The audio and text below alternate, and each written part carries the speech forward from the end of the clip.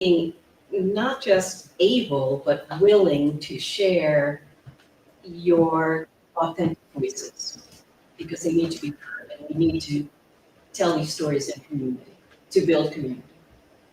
And we've got some amazing stories tonight to share.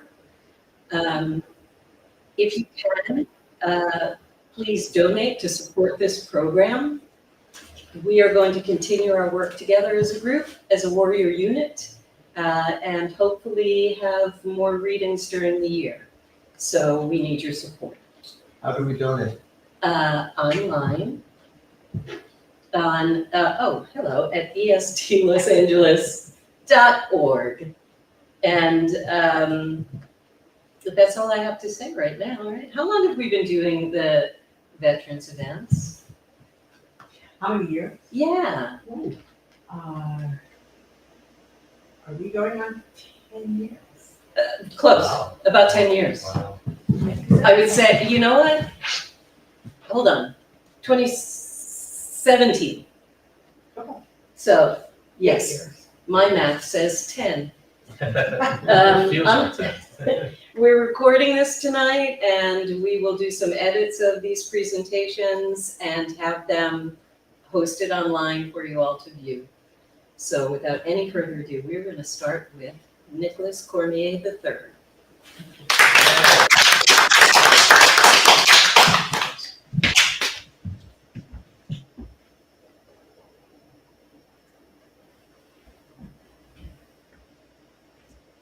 Footsteps. Saigon, circa 1970. Dad's there. I'm with him, looking through his eyes, light years away from Louisiana, stationed in a hotel occupied by Uncle Sam's children. Which one? Dad didn't say, only left to speculate. Nights are lonely. Vietnam changes at night. Viet Cong are nocturnal. Their turf, their country, theirs to defend. Doing a hell of a job of it too. Taking Dad more than half my life to tell me this story. About war, time in Saigon. Battle seems more against himself. Belief in Big Brother's beliefs. Faith, perhaps misplaced. Sitting ducks, getting picked off. Questions not if a BC can kill an American GI. It's more of when. Losing the war. Death can come at any time. Dad's words, not mine. How Dad got here. It's a funny story. Played football in New Iberia. Small town in Acadiana. Violent country. Spirit of poverty hangs over it like a radioactive mushroom cloud from a nuclear blast. It's still there today. Excellence at running back produced an opportunity for Dad to play college football. All he had to do was get on that bus. Jim Daddy, Dad's dad, footed the bill for travel. Not an easy feat. Raised 7 kids on his own. Worked on the railroad. Never knew my grandmother.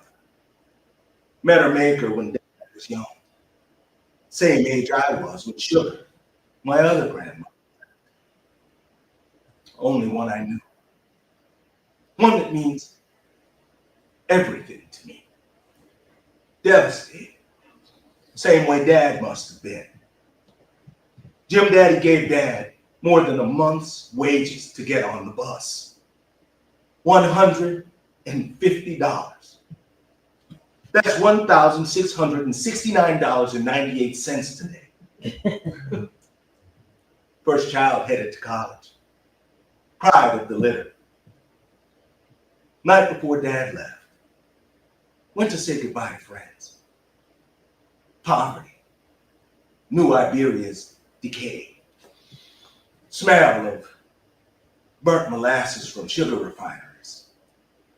Stuff had money in his pocket. And he tied one on. And I'm with Dad as he stumbles down a dirt road. He rocks back and forth, and his footprints sculpting gravel. He ponders the loss of his mother, responsibility to his sisters and brothers. He's got broad shoulders, can carry it. Same way he carries that ball into the end zone. Next morning, wakes up, is ready to go. He can't remember how he got home. He reaches into his pocket. And the money's gone. He joined the army the same day. Hotel walls closing in. Attack can come from any place. Price of sacrifice is not necessarily your life. It's that peace so many back home feel before they close their eyes at night. Peace Dad fights for. Same fight he passed on to me. Oldest brother has it too. Fought for that peace in the Persian Gulf, 1990 to 1991. Sacrificed his own, stolen by a sky that rained Scud missiles. Chemical warfare, peace be gone. Same way Dad lost his back in that hotel room. Bomb can come at any time. Or a plainclothes bully on an evening stroll. Kind of walk he's about to take tonight. One he's taken many nights. Each step is like walking through a minefield. And he's floating on a magic carpet stitched together by my mother's prayers. I can hear Dad's stomach growl. He needs to eat. He has to leave this hotel room. I slip into the night. It's crowded streets. Bullet in the chamber. Spins the barrel. Wonders where it'll land. Weapons on the table. Doesn't grab it. Why? Can die at any time. Hotel room door closes behind. Dad glides through the city. Unarmed, unafraid, undeterred. Peace regained. An American GI that refuses to die. Each step I take on Dad's journey through Saigon brings me back to my youth. Brick house on Willow Bend Drive. Mother's there, along with my older brother. Youngest is there. He's 3. Brand new record player glistens from a shelf. Michael Jackson's Thriller is on it. Dad's home for a change. We're together, whole family. Rarity in those days. Click-clack roar of a film projector fills the room like an indoor lawnmower.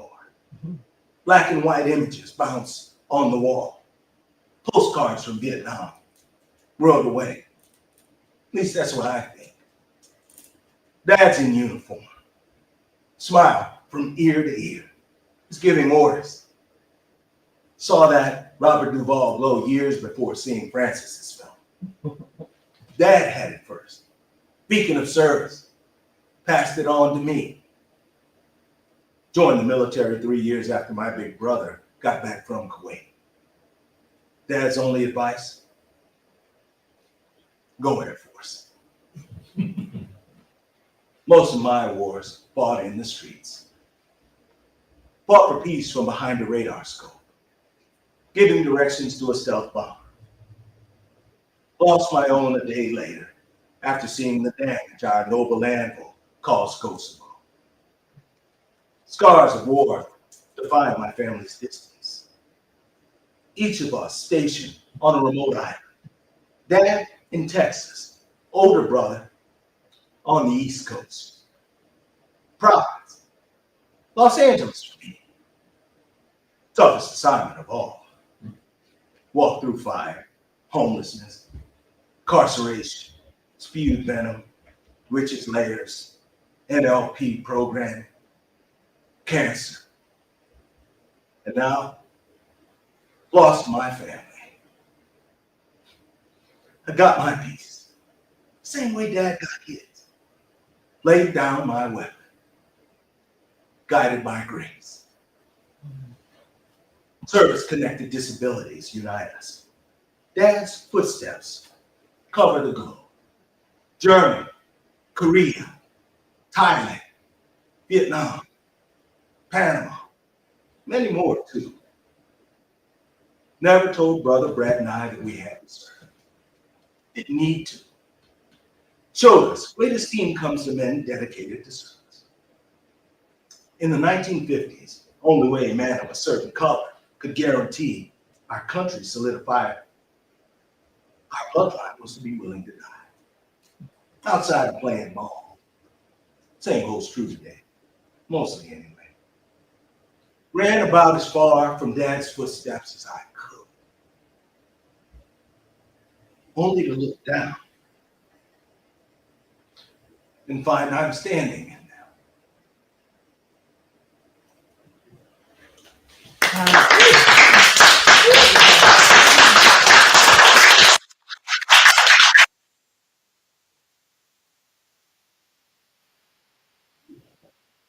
Hey. Hi. Terry Fallon, everybody.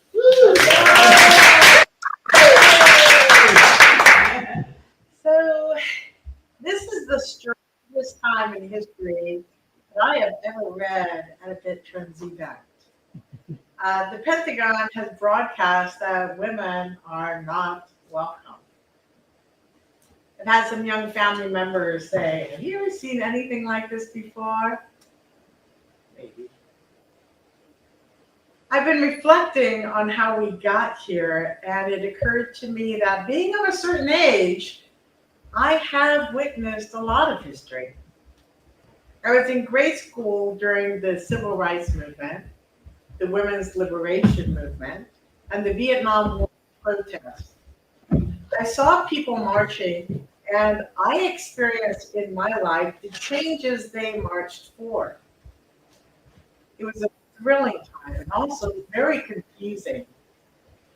When my mother encouraged me to go into the National Guard, I thought, okay, I didn't think in terms of male, female.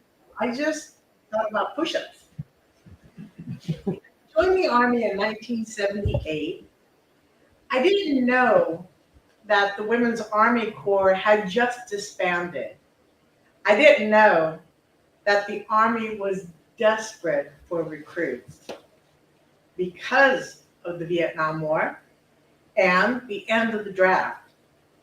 I didn't know that I was standing in a unique time in history and that I would be one of the very first women to train with men in the first co-ed training companies. I was 17 years old. I didn't know much. I served for 27 years, and after retiring, I joined a veterans writing group, and we wrote to build understanding between veterans and our civilian audiences.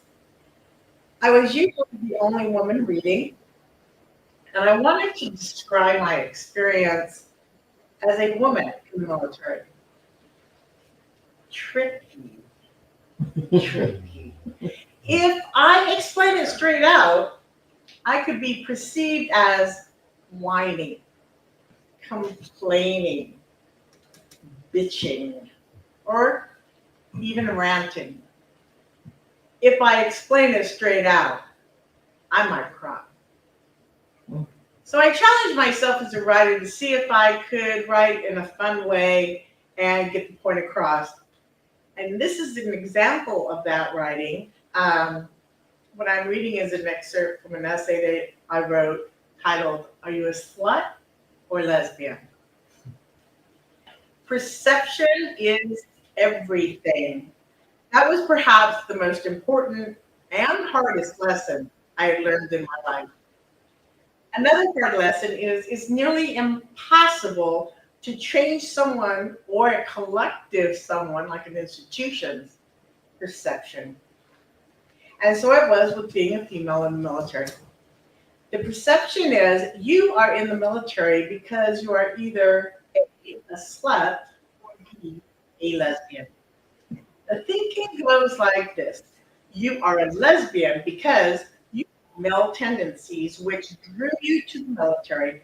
You could exercise those tendencies while being surrounded by many other females with the same tendencies. You are able to share barracks filled with women, and you have the opportunity to boss men around. Oh, what a lesbian bonanza! Or you're a slut. Because you cannot get enough sex as a civilian, you entered the military where you are surrounded by unsuspecting men.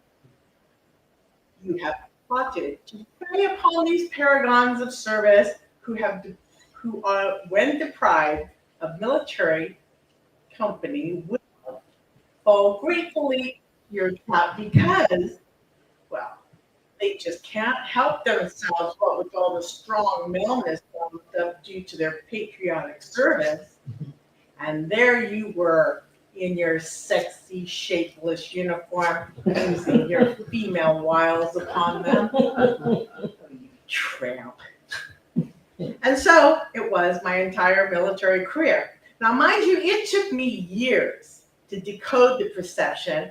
And as it is with almost every female in the military, I thought it was my job to prove myself worthy of being in the military. I had to earn being accepted. I had to prove that I was strong enough, intelligent enough, and that I had what it takes to be a soldier, in spite of the fact that I had too much in the boob department and I was missing the holy grail of soldier anatomy, a penis. In basic, we were seen as an anomaly, an unwelcome presence being shoved down the throats of the men who resented our very existence. How dare we crash their all-male party? My slut trouble began in AIT when the leadership was AWOL. I was first hit on by a first lieutenant company commander of Alpha Company. I was in Bravo. Confused, I went back to my basic training company to ask my DI for advice. He was in the rec room and he promptly hit on me. No help there. So I graduated as fast as I could to return home. After my first drill with my National Guard company, my company commander dropped by my apartment, welcomed himself in, asked if I wanted to go on a date. And I was like, seriously? No. You're my company commander. Well, after that, I had more KP and guard duty than Gomer Pyle. During my early years, I was desperate for a solution to my slut problem. So I conducted a study of other females who had extracted themselves from slutdom, and I realized I had three options. One, cut my hair. I mean, cut it manly short, shape it high and tight. Two, act manly. Behave as though your whole purpose in the military is to be one of the guys. Be sure to bring your manly haircut and make jerk gestures while speaking loud and swearing. When executed well, this triggers the male's homophobic fears and you are safe. Goal. 3, the big key that unlocks the slutdom gates. Get married. Not quickly, not quietly, no. It must include a long engagement where you talk ad nauseum about your wonderful husband and, this is key, your wedding plans. I have observed this tactic, and man, it was like kryptonite. The males kept their distance. Impressive. Of course, I couldn't pull any of this off. I was doomed. My military experience became a circus of the absurd.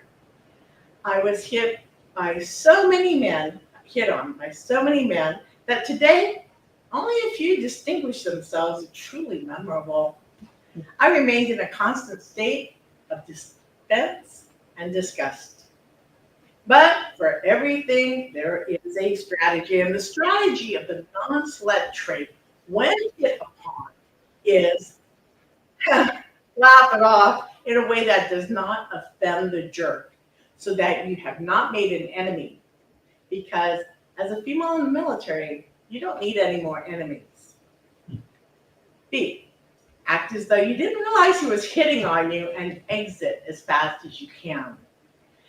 And C, tell him to go fuck himself. I took to liking the go fuck yourselves tactic so much that I became a bitch slut.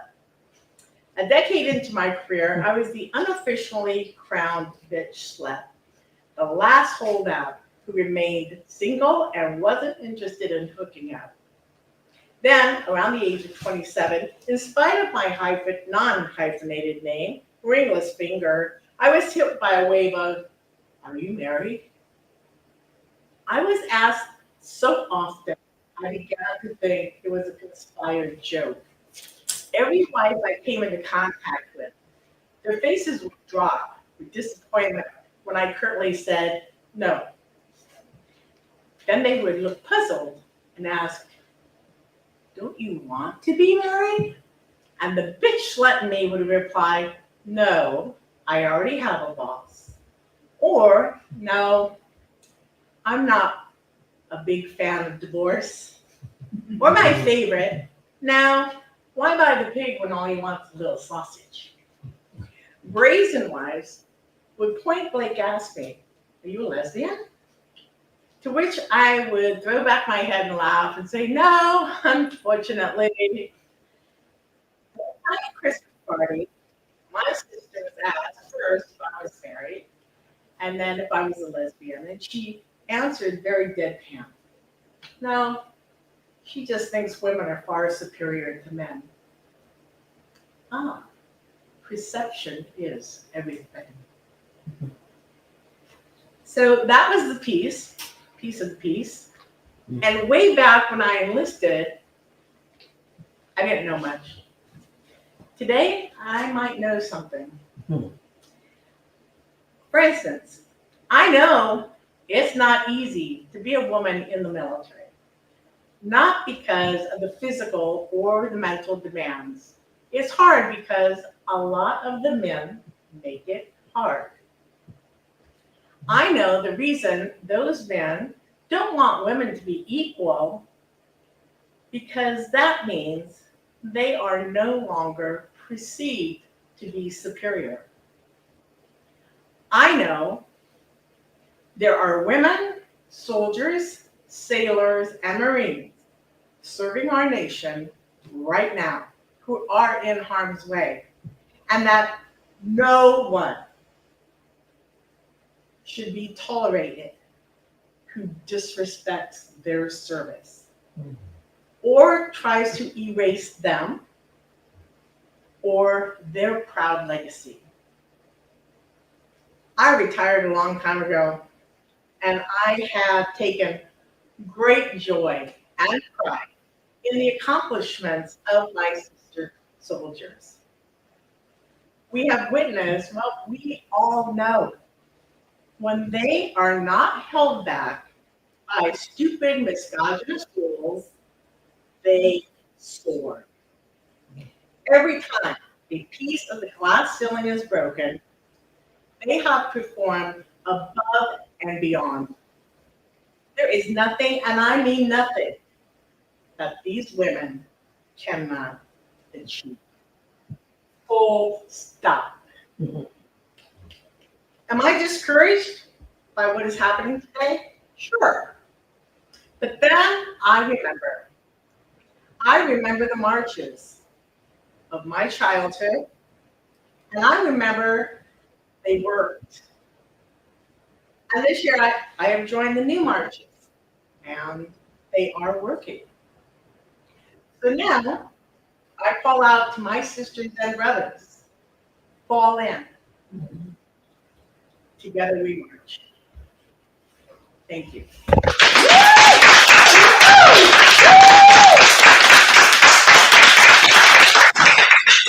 Well done, Terry. Thank you. You're up.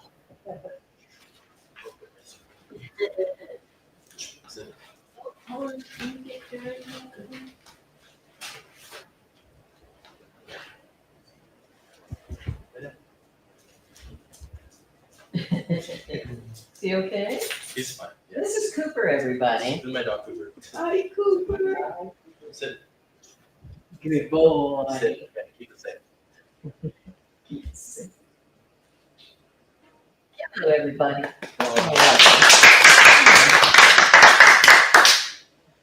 My name is Colonel Gonzalez. I served active duty in the Marines from 2013 to 2018. And I joined right out of high school because I had bad grades and poor judgment. So the Marine Corps recruiters picked me up really fast. At the time, I figured my only options, realistically, probably were to be homeless. So once I got to boot camp, I realized homelessness probably would have been more comfortable than boot camp. So the way boot camp is kind of set up is the beds that they give you are like bunk beds, they're racks. I got assigned the top bunk, and my rack mate Gordon got assigned the bottom bunk, the bottom rack. Now Gordon was from Shepherd, Texas, and he was the goofiest motherfucker I've ever met. First off, he was missing his two front teeth. So every time he smiled, he looked like a fucked up jack-o'-lantern. Secondly, he had severe undiagnosed ADHD and couldn't stand still for the life of him. Whenever we're in formation, he would rock back and forth constantly. He would rock in his sleep so much that the rack would shake sometimes at night. And thirdly, he would fart all the time. Like, I don't know, I understand what crawled up inside this man and died, but this man just stank all the time. But me and Gordon were tight. I mean, you have to be in boot camp. We understood each other from the beginning. In the mornings of boot camp, you have 2 minutes basically to completely unmake the racks, take off the sheets, take off the pillowcases, and then set it back straight. So Gordon and I had this system where I would hop down and I'd rip the bottom part of his sheets off, and he'd rip the top part off, and he would throw me the blanket and attach it, and I would flip it open and flip it beneath, and then he would do the fold, and I'd run up to the side and do the 45-degree angle, the tuck, and then we both hop up on the top rack and do mine at the exact same time. And this is how we would make our racks for 13 weeks straight, the same way, every single morning. We would make those racks look tight. It was our job. We were like this big, useless, well-coordinated machine that could make beds really well.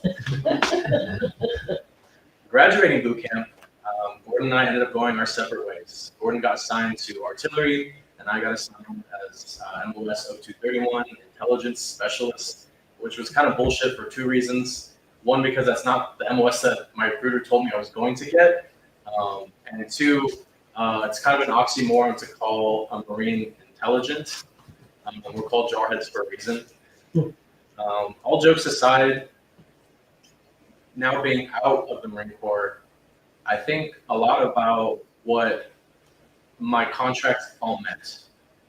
All the work that I did, all the places that I traveled to, all the training that I did, going into the Marines was kind of like this long, grueling journey from boot camp to MCT to the schoolhouse to finally hitting the fleet. And the whole way, the older Marines, the old guard, are telling you about honor, courage, commitment, and saying gung ho and kill and hoorah.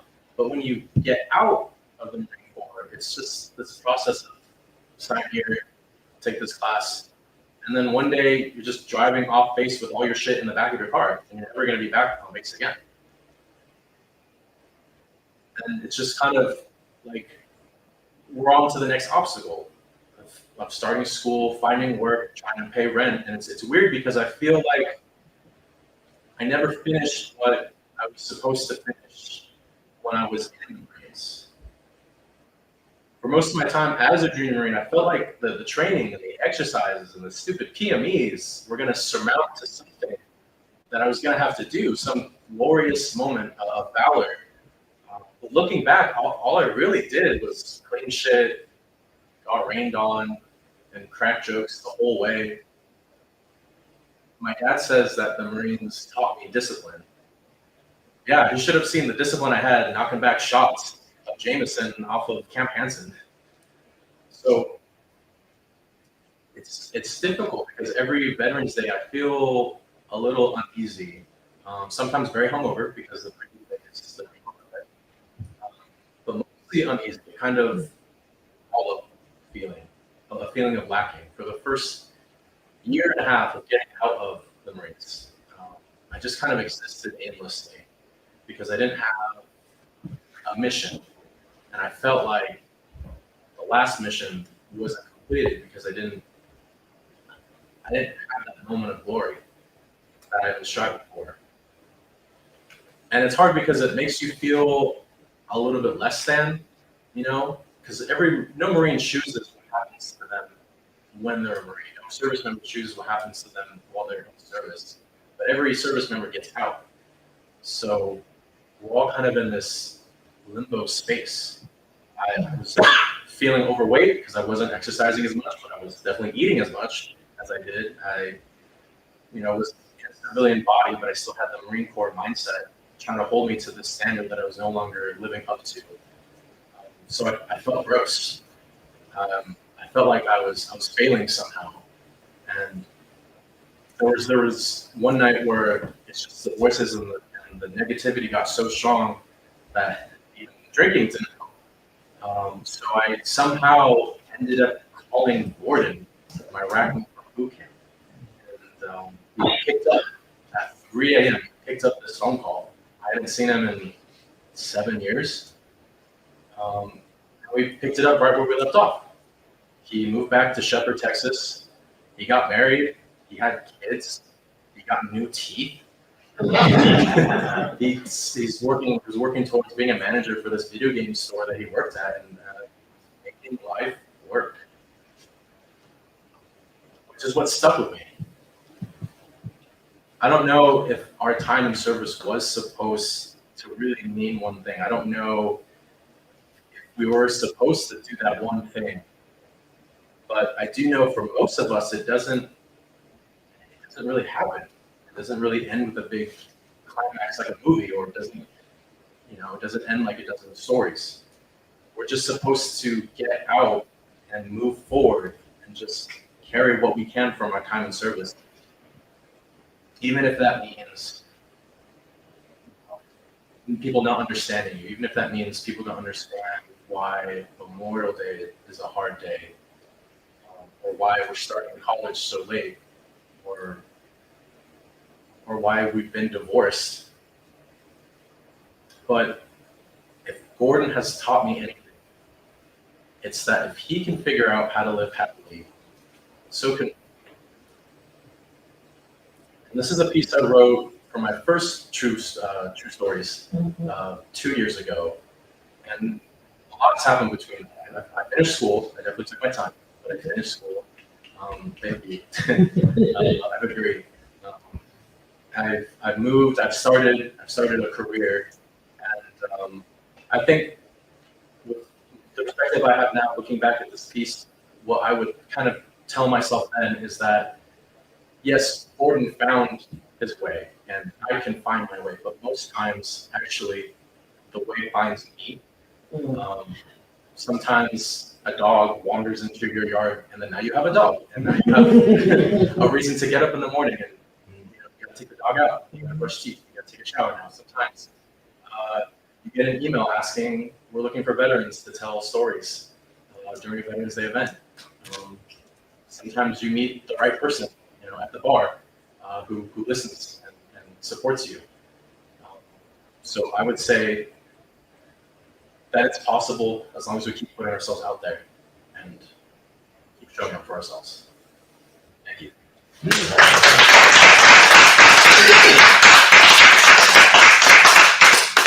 Well said. Thank you. So this is your fourth Christmas. It's my third one. Third Yes. veterans event. Yes. DC, you ready? Yeah, so DC. I believe in you.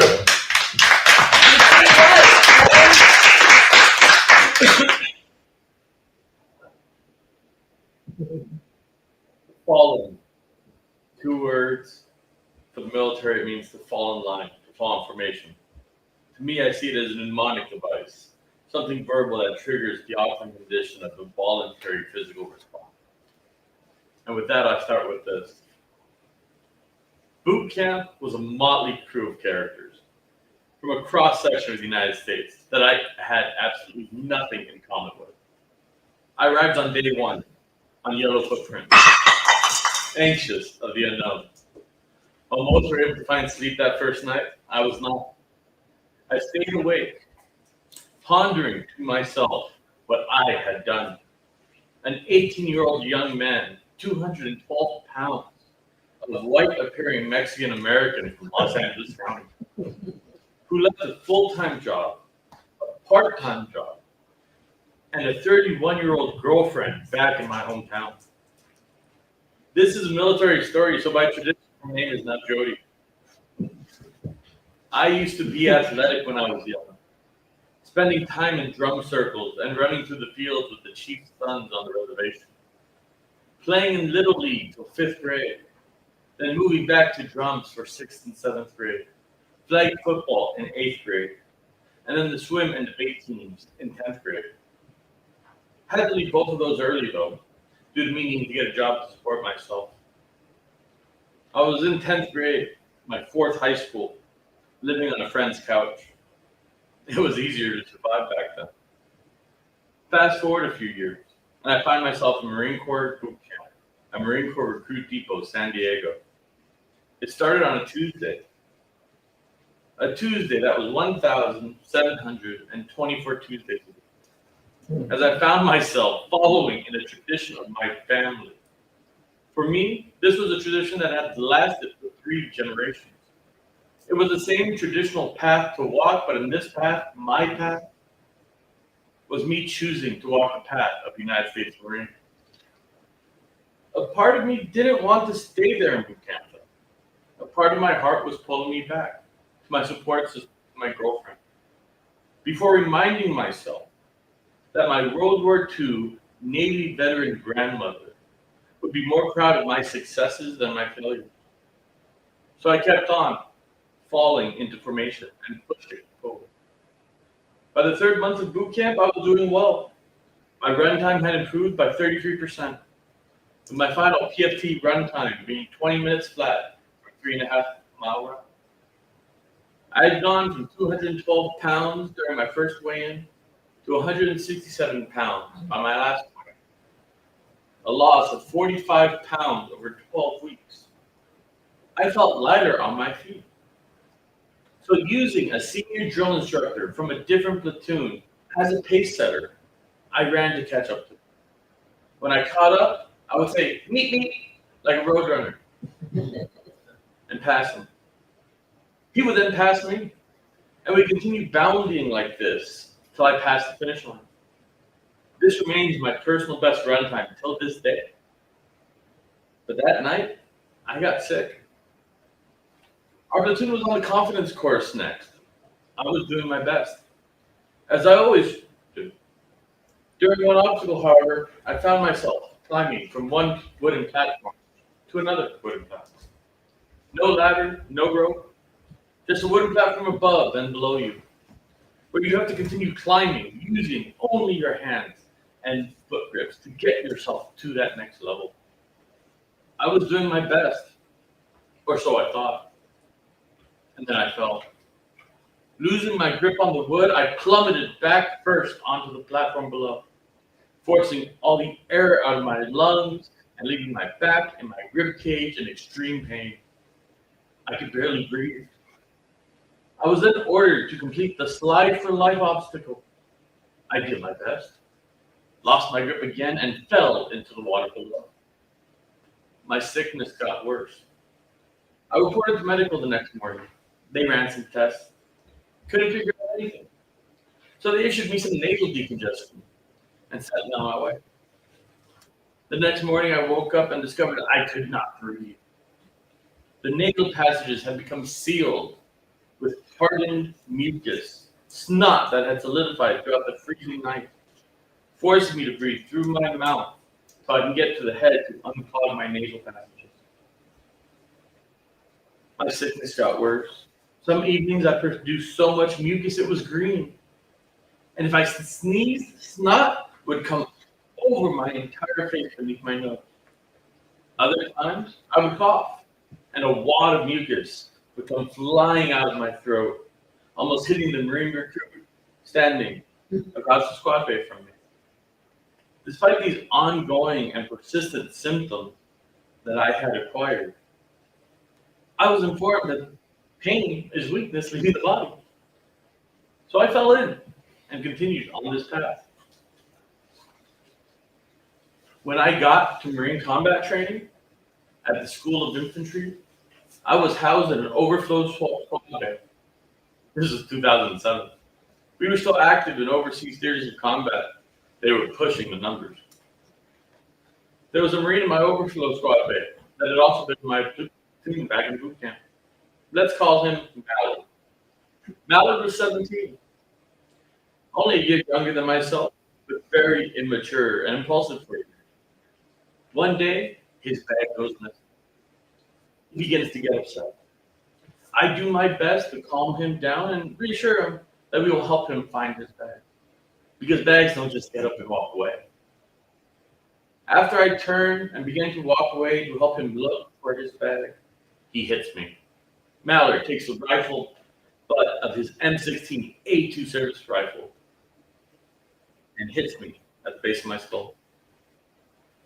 I fell forward in pain and in shock. I remember disarming him, confronting him after the hit, informing him that his action was not necessary and neither was his immaturity, that we would help him, but he would need to be patient. We found Mallard's bag shortly thereafter in another walkway between wall lockers. After I laid down and fell asleep, that hit to the back of my head, that is when the headaches and the numbness began, while the pain became worse.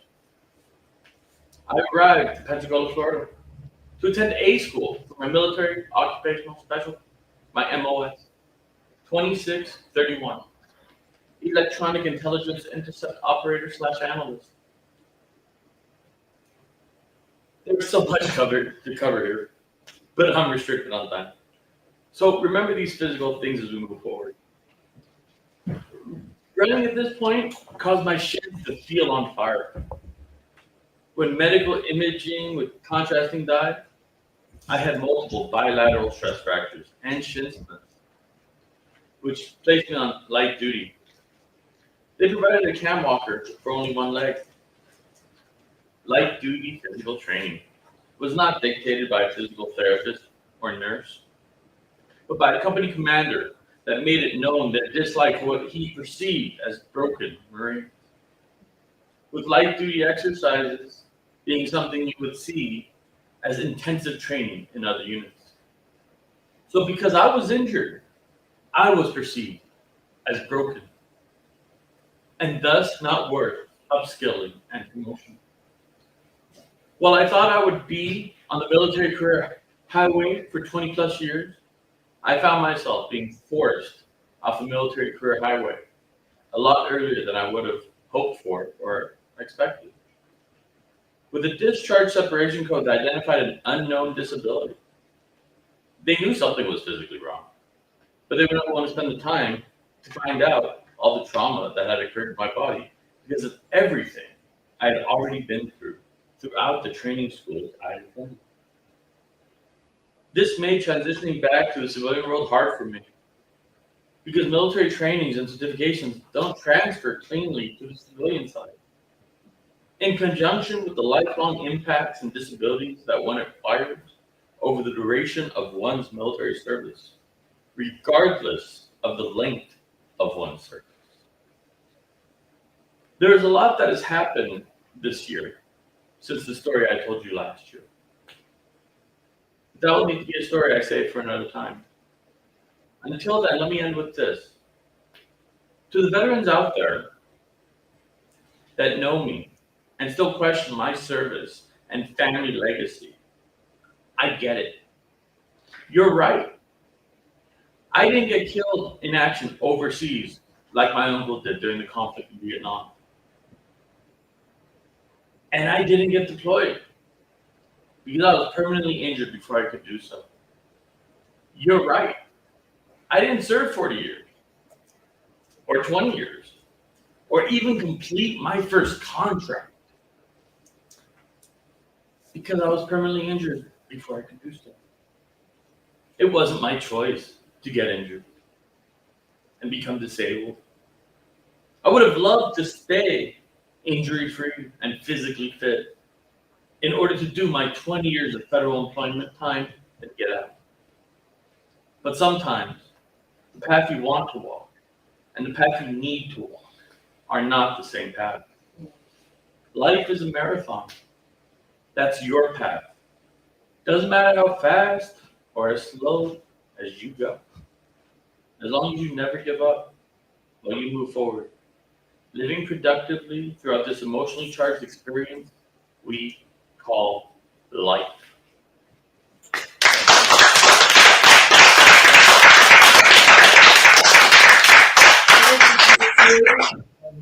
Well said. Joe Luis.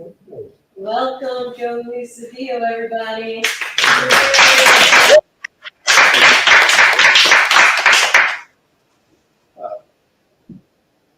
It's funny, the rain reminds me of nautical mornings as a Marine and also marching.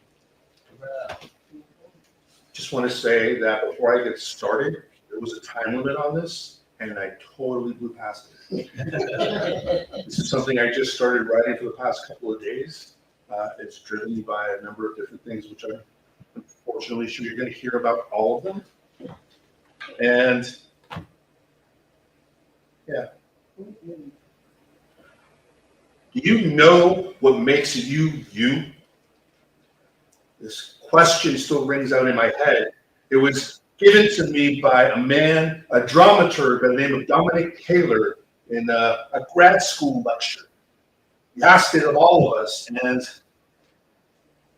it was a way of basically us being able to find why we do art, our artistic process, and also perhaps our lives. And that it can be broken down by something that happened to each of us between the ages of 4 and 8. And I thought it was total bullshit. What was it? Immediately, I thought of this memory of when I went to Disneyland when I was a newborn. Well, on the safari ride, when the animatronic hippos emerged from the murky, green, slimy water, my dad pulled me out to them. Not in like Michael Jackson way of dangling a baby from the balcony. It was more of a playful sacrifice. The Disney cast member called it out, and I don't know if it was stage fright or my own form of baby revenge, but I peed and it ran down his arms. The theme for tonight is fall in, and I have to say that I'm grateful that I didn't fall in then. It's more of a funny story, and it's not a true memory. For 2 years of grad school, I bring up Dominic Taylor in conversation, and I actively thought how he incepted that question into me. It wasn't until I remembered the incident that happened when I was 6 or 7 years old, where in the middle of the night, my Nana Nilla showed up in my bedroom and woke me from sleep. As a child, my Nana Nilla could envelop me in her arms that felt like physical sunshine. And there was the scent of tortillas with butter on them. and the striking aroma of a cold cream that she would laughter herself in that I cannot remember the name of. I can picture the ivory white container and the woman with this perfectly coiffed hair that my Nana Nella always tried to emulate but never achieved. At night in my bedroom, I realized that my grandmother had been beaten and that my grandpa was the one who did it. I realized all my arts is my impulse and obsession about a question. Am I loved? It manifests itself in this duality of my wanting to belong and to be more than just accepted or recognized.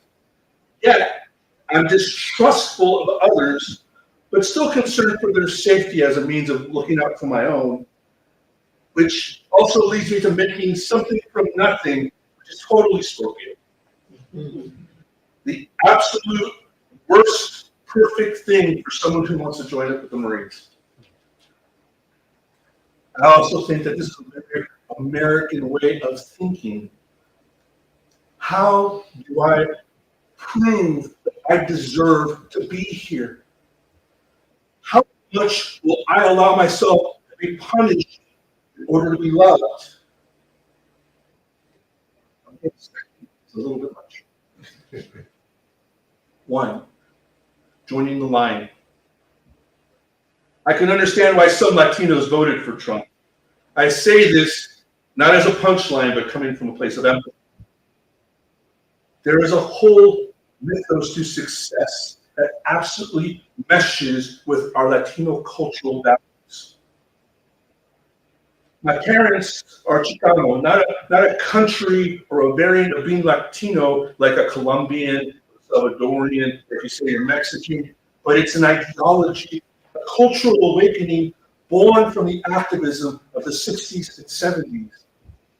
It was from the high school riots that they experienced the modes of taking part, like not eating grapes in solidarity with Cesar Chavez and other farm workers out there in the fields. It was also participating in Labor Day parades, including my dad getting invited to join Tom Bradley, the mayor at the time, for a union breakfast held at the Hilton Hotel downtown in Los Angeles, but it's no longer there.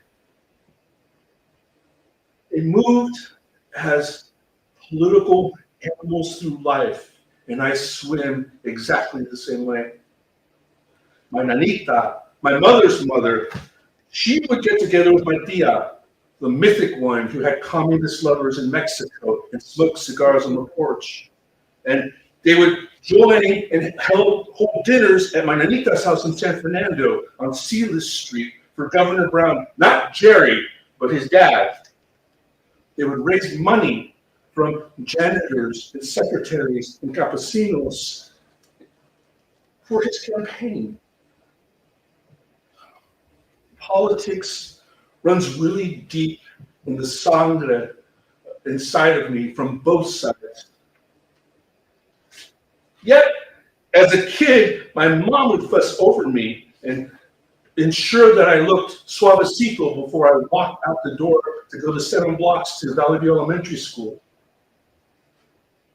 She was a woman of the 70s with her macrame purse. She had a book club with my father where they shared books with their best friends from high school. The Stephen King novels that were very popular at the time.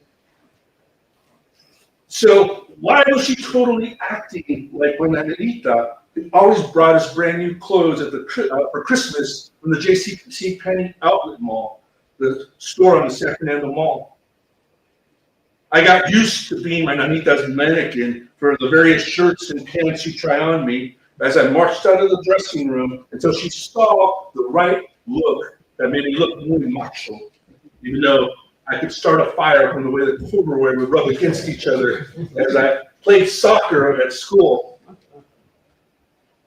My Nana had the exact same obsession anytime he left the house. He had to look like he were going to church, even if it was just to get a big gulp. Can you imagine the pressure to dress like a goddamn school picture every single day. But I was a boy who didn't know that you can't wash grass stains out of Buster Brown pants.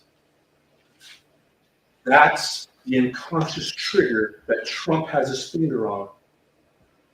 Of course, gold shoes strikes a chord with folks who are from birth are indoctrinated that looking good, wearing the trappings of success magically will endow you with that same property.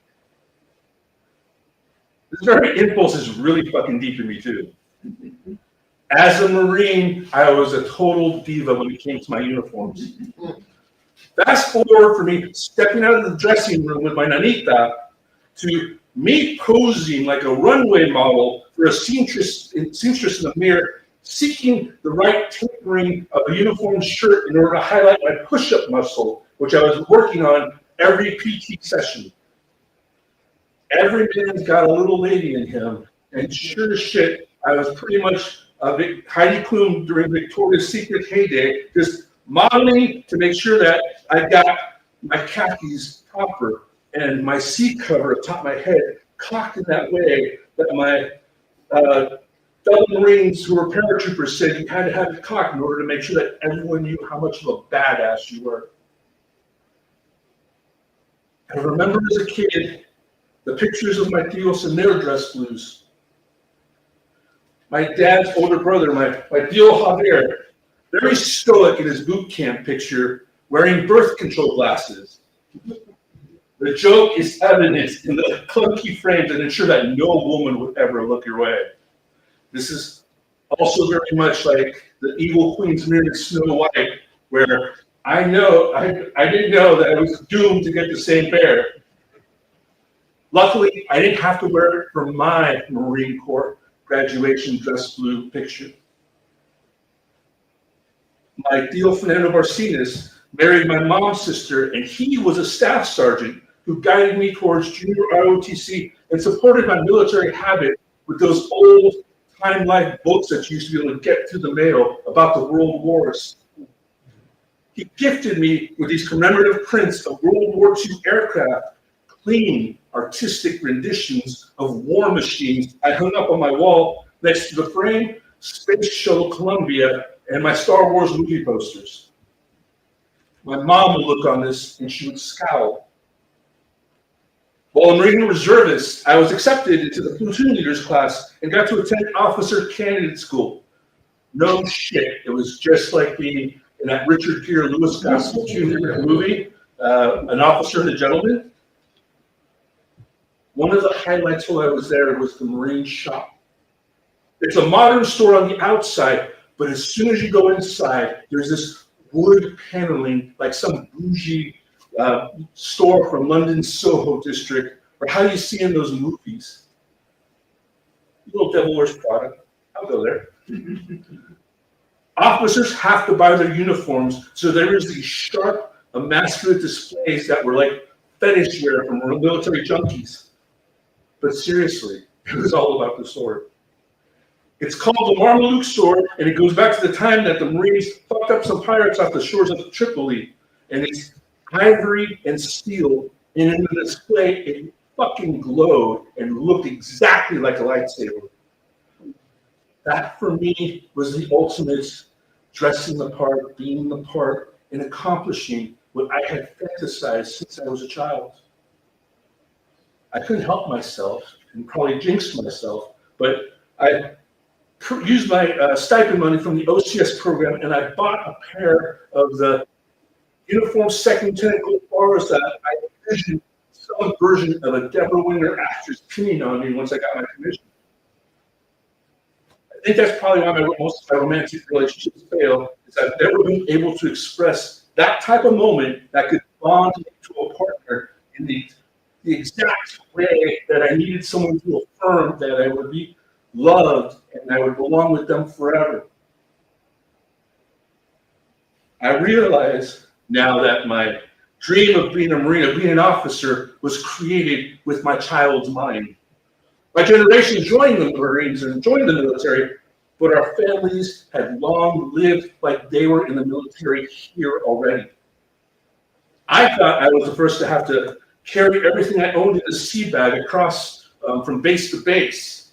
But my dad's family and even my mom's would pack everything they owned into a truck, along with all their hermanos and hermanas, whatever uncles or aunts could help. Because when you pick for a living, you don't get a living wage. You only get to earn what you can produce in volume.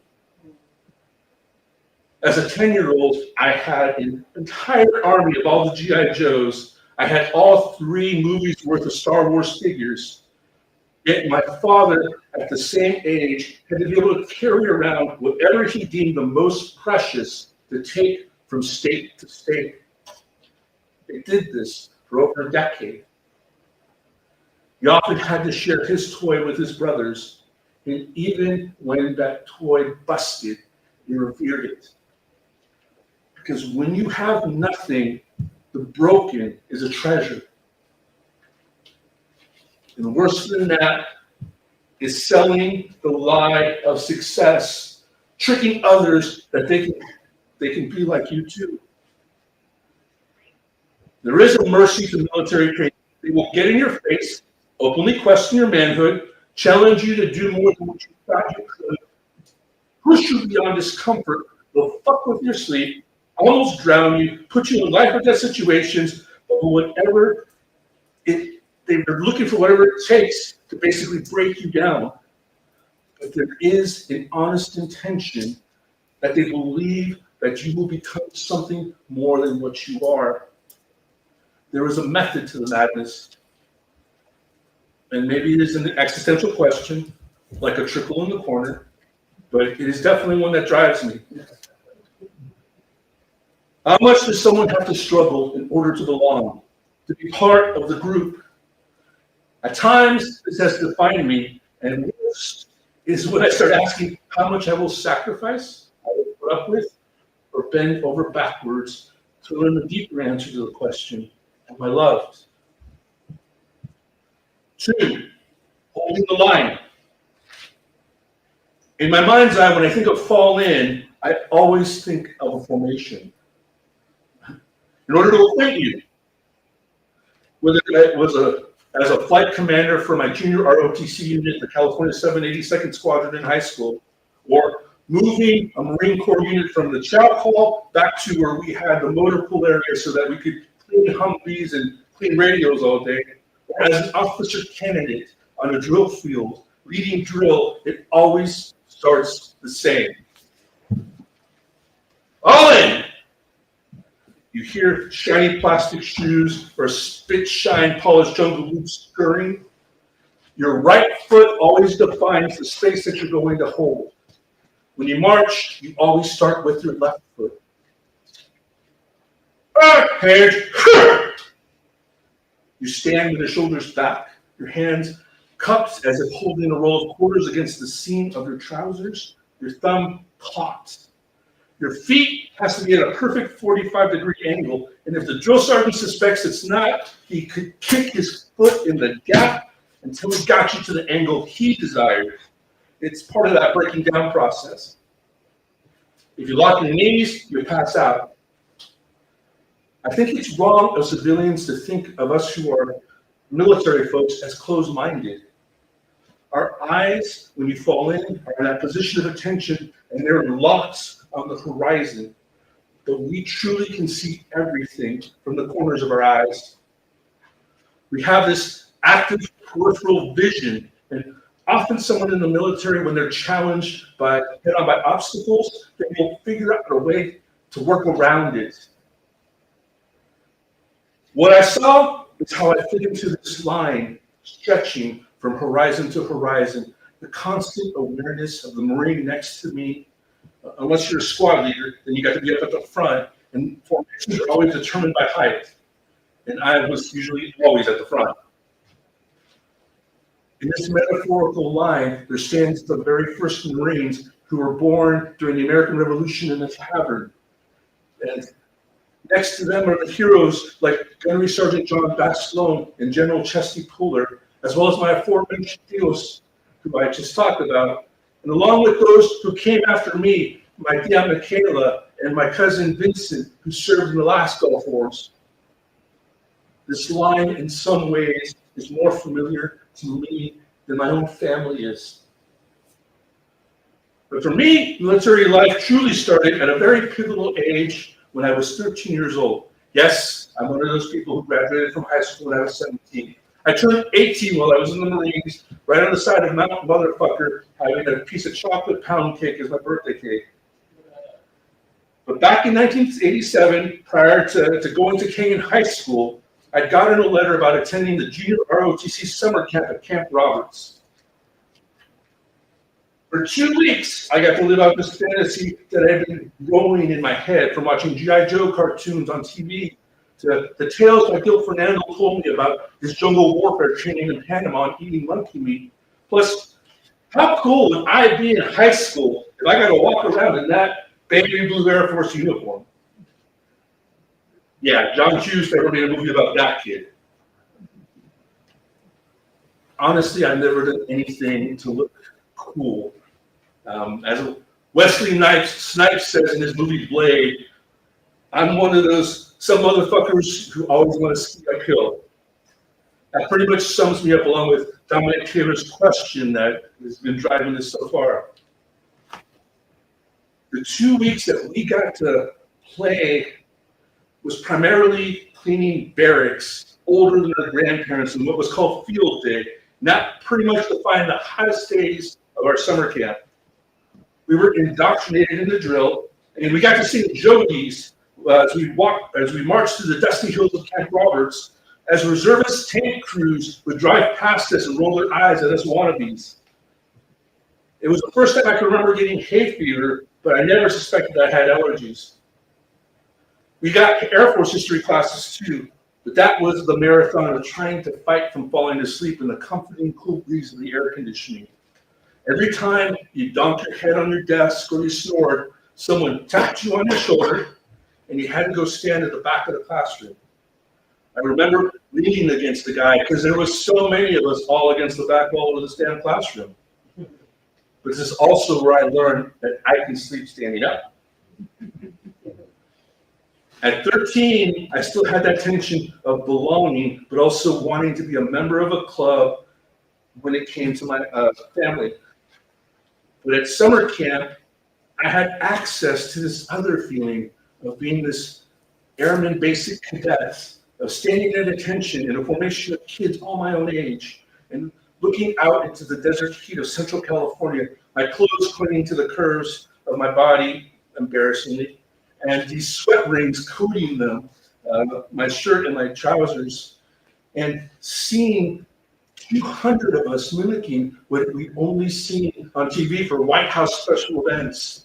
This solidified something inside of me. It was a pride and awareness of being a cog, but also enthralled by the beauty of the machine. I could easily give myself over to it. That long line wasn't about wars. Maybe it was about, being a little bit cool, shooting off machine guns and grenade launchers on the firing line. It was definitely about traveling to places like Thailand for 24-hour leave in Bangkok. But it was also about my buddies. And whether they were signed or not, summer camp was also the first place that I would form friendships that would last me my 4 years of high school. It's funny because I feel like the circle coming around again. My nanas hung my junior ROTC poster up on their mantles that they would replace with the next military one. They probably put those things up in hopes that they would put up my wedding picture one day, or maybe the pictures of the grandchildren they imagined that I would gift them. But it's also my mother's scowl that comes to mind as I pinned up those prints of the World War II Mustang or the Japanese Zero on my wall. My great-grandparents' generations were physically scarred by the traumas of the Mexican Revolution. Often when Mexican families talk about their ancestors, they all share how they rode with Pancho Villa or refused to get on their knees like Emiliano Zapata. But my great-grandfather was a fucking federale. So even when it was cool to not belong, actually to be a rebel, the branch of my masculine side chose to go with law and order. My panache for questioning and challenging if I belong was literally baked into me before it even popped out, and fed even further by my mom's mistrust of military men. My mother and father protested the draft lottery, actively sending brown and black men, often without a choice, with the ability to get into deferment because of the spurs in their feet. They stood before the ranks of LAPD sheriffs and saw the riot lines as waves of oppression directed at them.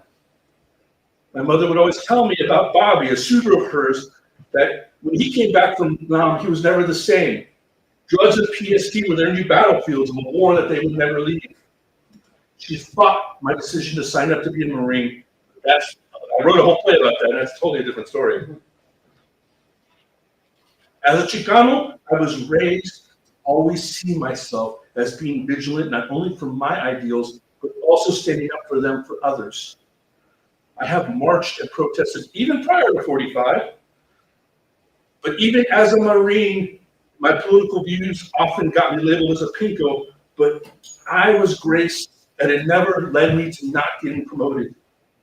My Marine unit never made me feel like I wasn't one of them ever. In fact, I was selected twice to be the enlisted Marine of the Year. I don't protest my country. I protest when my country fails to live up to what it's supposed to be. I still think and breathe of myself as being a Marine, even though my service was only 7.5 years, but I felt like I've been serving since I was 13 years old. But when I saw Marines lining up to face protesters, it hurt me to my soul, even if the Scorpio side of me has always been prepared for that. Simultaneously, while I was attending Officer Candidate School in Quantico, Virginia, I still remained enlisted in the Marines. And while I was learning platoon-level combat tactics over in Quantico, I found myself for 2 summers at the Joint Readiness Training Center doing war games with the 75th Army Ranger Battalion near Shreveport, Louisiana. And there, we actually dealt with implementing crowd control techniques with soldiers playing civilians. All of us questioned the wisdom of this, but after the first Gulf War, military thinking already started to drift in that direction. And it was the mid-90s. I remember standing with a rifle, trying not to point it at fake civilians who were protesting our presence in an imaginary land.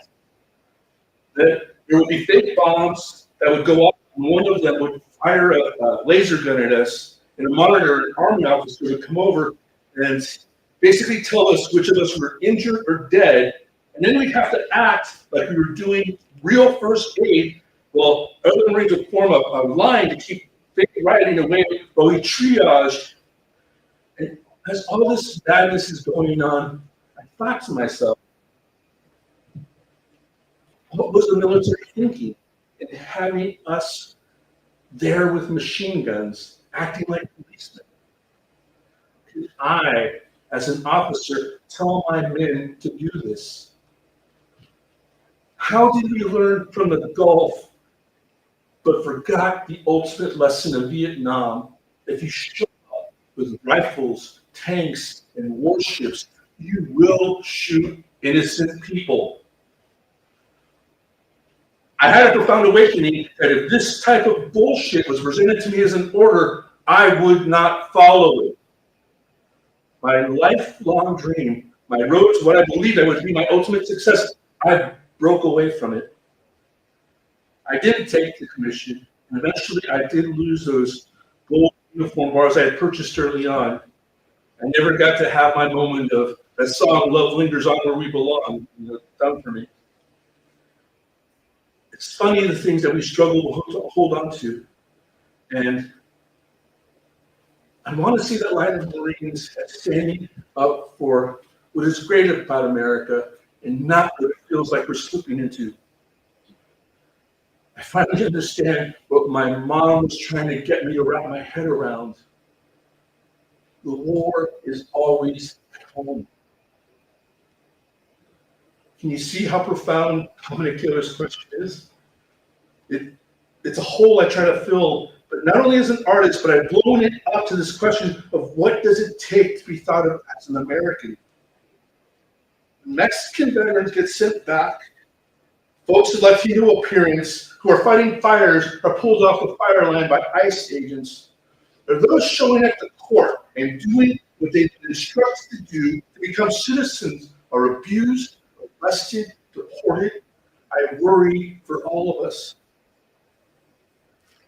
Even when we dress to look the part, when we sacrifice in order to take part, it's un-American that someone can make us feel we'll never belong.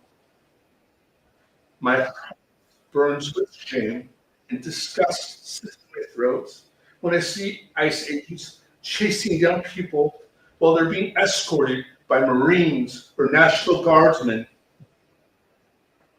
We don't use the military and our police to punish people. It's supposed to be law enforcement, not brown people deportments. I've never questioned that. At my core, I was a Chicano who served as a Marine. Even with the crushing thought that as much as I wanted to disavow them, I also would still stand in formation with them, and that shit took the process. What is worse is that I'm also experiencing a different kind of powerlessness. I am now that protester that I've despised all my life. The one who posts on all the social medias, who brings up serving my country, of my history for standing up for what's right, trying to live up to Martin Sheen's quote, well, acting is what I do. Activism is what I do to stay alive. But I can't show up.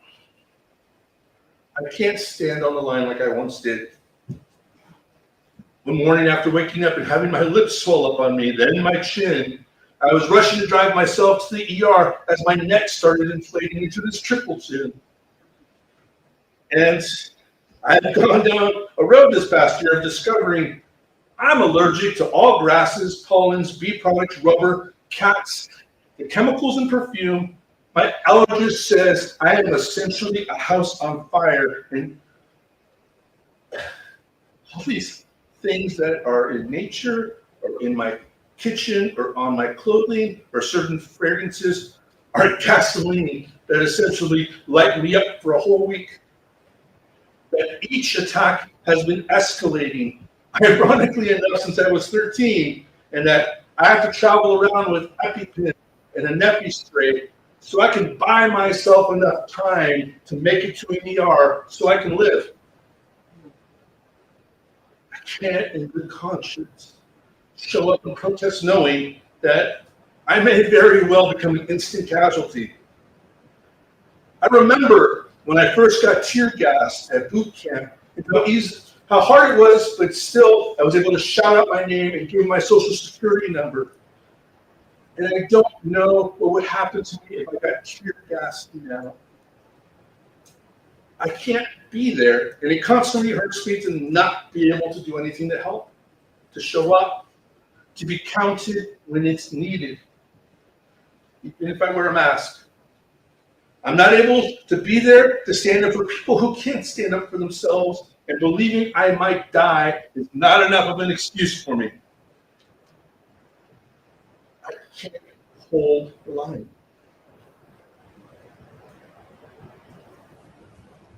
As the country is falling back, I can't fall in for the fear of falling out. And I have to stand on the side and hope that we all fall forward. My community needs me, and I'm not in the ranks. 3, lineage. I've definitely chosen to make my own line, but I know I didn't get here from nowhere. Can you imagine how much of Disneyland or the way that Walt Disney ran his company stems from his time in the Marine Corps? I've also learned that hate cannot defeat hate, but I'm still at a loss as to what can oppose it. But maybe what I'm reading now will help. Mr. Trump is the president, but Donald is not America. I will always reflect on how we all have this hole inside we need to feed. Dominic Taylor's question gave me an awareness like a shovel that my art is what I pour into that hole of am I loved? Do I belong? It becomes the art I create. And I don't mind saying that it's something I wrestle with in terms of significant romantic relationships. It doesn't really fly on a Bumble profile. Too much, too soon. My angst is that it's not a hole in the ground, but a cosmic black hole, always consuming without letting anything flow in the other direction. Like my journey as an artist, it has never shown me love, and I have to read Divining into the Stars for a message that may or may not be there. My challenge with love and belonging is that it distinguishes me as the man, but it forever stains me as the child. Falling in is the opportunity to step into myself. I am standing here with my 13-year-old self in Central California at Junior ROTC summer camp, and the 24-year-old sergeant who stands in his last formation as the company, holding the company guide on. It's the flag that all units have for you civilians. Standing there for the last time in Terminal Island in Long Beach. But for me, the thing that I can easily envision that's the most emblematic is this time in my mind's eye when I was at Officer Candidate School. It was morning in Quantico, Virginia, and we're in formation.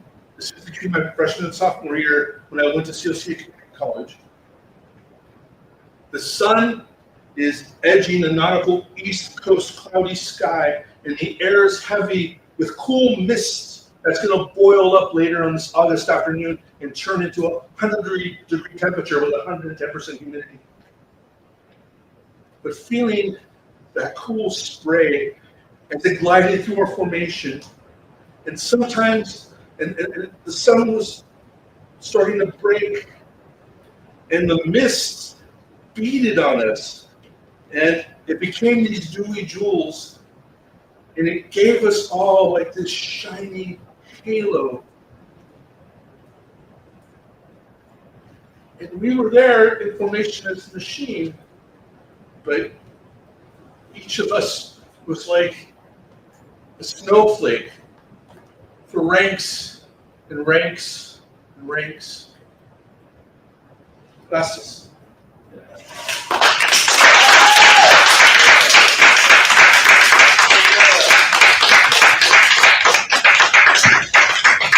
Thank you, Joe. Thank you. That was a journey. So, I think it's raining. That got loud, man. Sorry. I couldn't do anything about it. I know, it worked with peace. Thank you. It did, didn't it? I thought so too.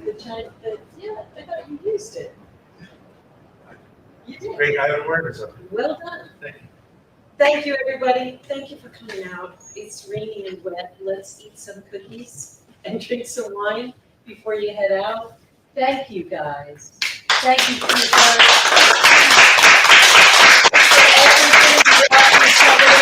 While we work together, I thank you all, and I admire you all, and I thank you all who came out. The next true story is Sunday, December 7th, and the theme is North Star. And Eve will be there. And I'll be here, and Christopher will be here. Thank you, Christopher. Thank you. Thank you, everybody.